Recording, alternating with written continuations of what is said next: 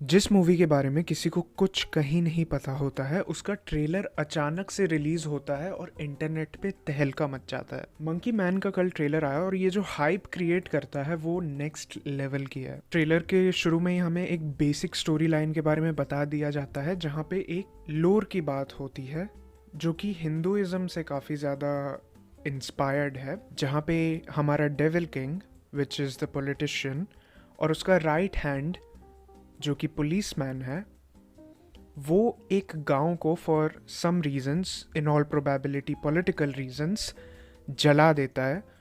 और फिर उसमें एक बच्चा भी होता है जिसको उसकी माँ देवू कह के बुलाती है, जो कि हमारा प्रोटैगनिस्ट है। वो ये सब चीज़ें देख रहा होता है और वो उस आग से बच जाता है, लेकिन उसकी पूरी फैमिली मारी जाती है और वो ऑर्फन बन जाता है। उसके बाद एक टाइम जंप होता है जिसमें देवू अब बड़ा हो चुका है और अब वो एक यटाना नाम के सिटी में रहता है, जो कि एक फिक्शनल सिटी है। तो अब देव या देवू का पर्पस ये है कि उसे रिवेंज लेना है उसके साथ जो भी हुआ पास्ट में। ये एक बेसिक स्टोरी लाइन है जो इस एक्शन मूवी को सेट करती है। लेकिन इसकी खास बात यह है कि ये सिर्फ इसी चीज़ों के बारे में बात नहीं करती है, ये और आगे जाकर एक क्लियर डिस्टिंक्शन ड्रॉ करती है between the rich and the poor, जो कि इसके स्टार्टिंग शॉट में तुम्हें दिखाई देता है और इन दोनों शॉट्स में भी दिखाई देता है, जहाँ पे यटाना सिटी दो हिस्सों में डिवाइडेड है, जहाँ पे रिच और पुअर दोनों रहते हैं। और ये डिस्टिंक्शन काफ़ी ज़्यादा क्लियर है। ये पॉलिटिशियन और पुलिसमैन इस टाइम जंप के बाद काफ़ी ज़्यादा तरक्की भी कर लेते हैं। अब वो एक किसी कार्टेल बिजनेस में है, जो कि IMDb पे थोड़ा सा रिसर्च करने के बाद मुझे पता चला। और इनके पास एक क्लब भी है जहाँ पे काफ़ी सारे इलीगल एक्टिविटीज़ करते हैं, which is called Kings club. और इसी सब अनफेयरनेस को हमारा जो मेन कैरेक्टर है वो ऑब्जर्व करता है, देखता है, समझता है, and he emerges as a मसीहा।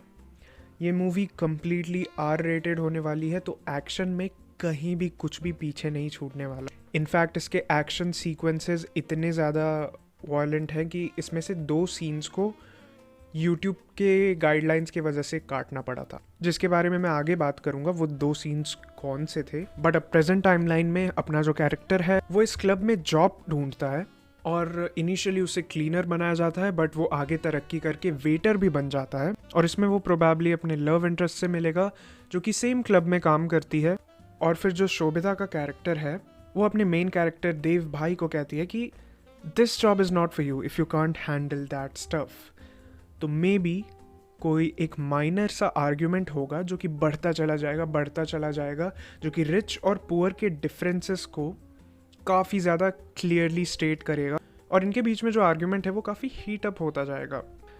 ये जब वेटर बनता है तो अपना एक फेक नेम लेके अंदर घुसता है, विच इज़ बॉबी, और ये अपने एक फ्रेंड के हेल्प से एक कस्टमाइज ऑटो भी ढूंढ लेता है जिससे ये जल्दी ट्रैवल कर पाएगा because of budget reasons, not in real life but in the movie, which is also funny if you look at the number plate. तो ऐसे छोटे छोटे absurd डिटेल्स भी हैं इस फिल्म में। और ट्रेलर में मेनली 2 तरह के एक्शन सीक्वेंसेस दिखाए गए हैं, जहाँ पे वो एक वाइट शर्ट में लड़ रहा होता है वेटर के ड्रेस में, और दूसरा ऑल ब्लैक, जहाँ पे वो जॉन विक वाली फील आती है। तो मेरी प्रेडिक्शन ये है कि वो एज अ वेटर सबसे पहले मारने जाएगा उस पुलिसमैन को, और इन दोनों फ्रेम्स के बैकग्राउंड में तुम देखोगे तो ये सेम पेंटिंग है।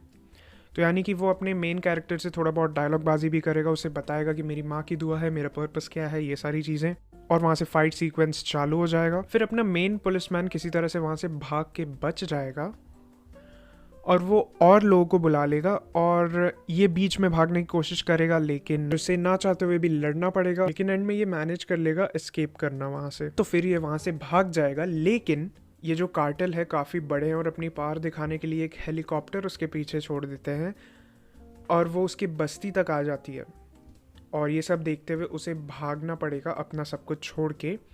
और इस पॉइंट के बाद इसका पास और भी ज़्यादा एक्सप्लोर किया जाएगा, which is heavily inspired from Hinduism. उसके बाद ये और भी ज़्यादा इंटेंस ट्रेनिंग करेगा, मे बी अपने गांव के पास जाएगा, वहाँ पे he might meet this guy जो कि उसको ट्रेन करेगा एंड अपने पास्ट के बारे में बताएगा।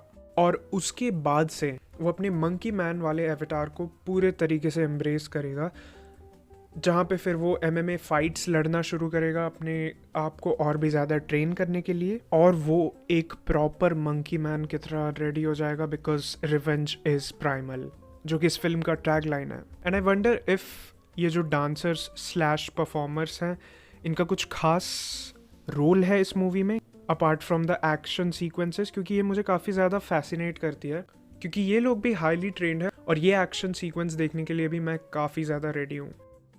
और जब ये फाइनली ट्रेन होके लास्ट में एकदम ऑल ब्लैक में जॉन विक की तरह आएगा और सबको मारने के इंटेंशन से आएगा, इस वक्त काफ़ी ज़्यादा चीज़ें इंटेंस और गोरी होने वाली है।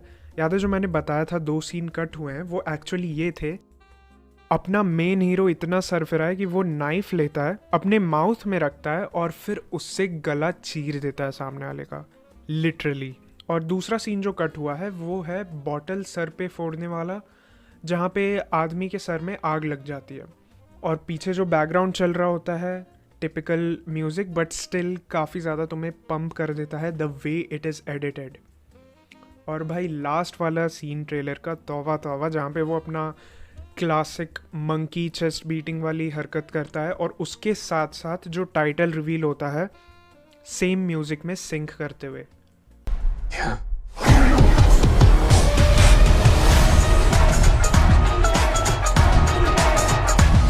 मज़ा ही आ जाता है भाई।